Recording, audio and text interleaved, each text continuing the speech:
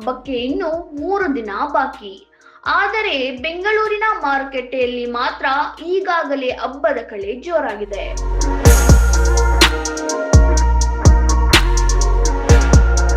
ಹೂವು ಹಣ್ಣು ಖರೀದಿಗೆ ಜನ ಮುಗಿಬಿದ್ದಿದ್ದಾರೆ. ಬೆಲೆ ಕೇಳಿದ್ರೆ ಮಾತ್ರ ಶಾಕ್ ಆಗೋದು ಗ್ಯಾರಂಟಿ. ವಿಶೇಷವಾಗಿ ಕನಕಾಂಬರ ಹೂವಿನ ಬೆಲೆ ಬಂಗಾರದ ಬೆಲೆಯನ್ನೇ ಮೀರಿಸುವಂತಾಗಿದೆ. ಸಗಟು ಮಾರುಕಟ್ಟೆಯಲ್ಲೇ ಕೆಜಿಗೆ ಬರೋಬ್ಬರಿ 3,000 ರೂಪಾಯಿ ತಲುಪಿದೆ. ಕೆಆರ್ ಮಾರ್ಕೆಟ್, ಮಲ್ಲೇಶ್ವರಂ, ಗಾಂಧಿ ಬಜಾರ್ ಸೇರಿದಂತೆ ಬೆಂಗಳೂರಿನ ಪ್ರಮುಖ ಮಾರುಕಟ್ಟೆಗಳಲ್ಲಿ ಹಬ್ಬದ ಖರೀದಿಯ ಭರಾಟೆ ಜೋರಾಗಿದೆ.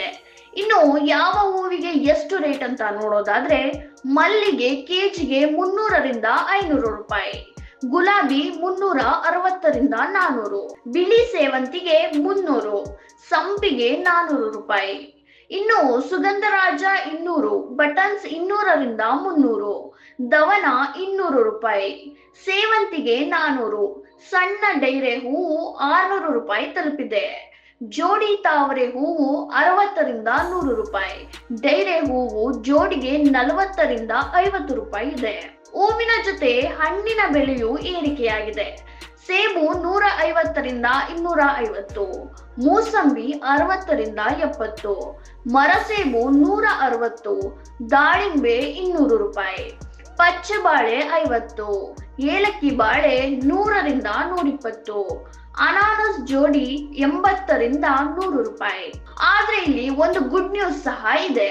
ಹಲವು ತರಕಾರಿಗಳ ಬೆಲೆಯಲ್ಲಿ ಕೊಂಚ ಇಳಿಕೆಯಾಗಿದ್ದು ಗ್ರಾಹಕರಿಗೆ ಸಮಾಧಾನ ತಂದಿದೆ.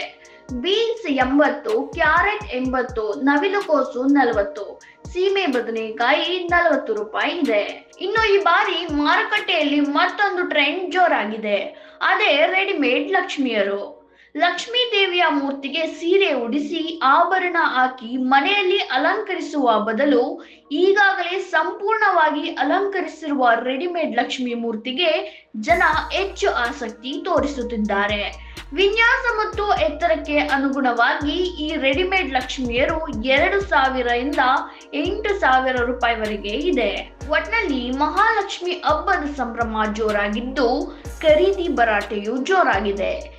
ಇದಾಗಿತ್ತು ಇವತ್ತಿನ ಅಪ್ಡೇಟ್ಸ್. ಮತ್ತಷ್ಟು ಅಪ್ಡೇಟ್ಸ್ಗಾಗಿ ನೋಡ್ತಾ ಇರಿ ಸಪ್ತಾಶ್ವ ಟಿವಿ.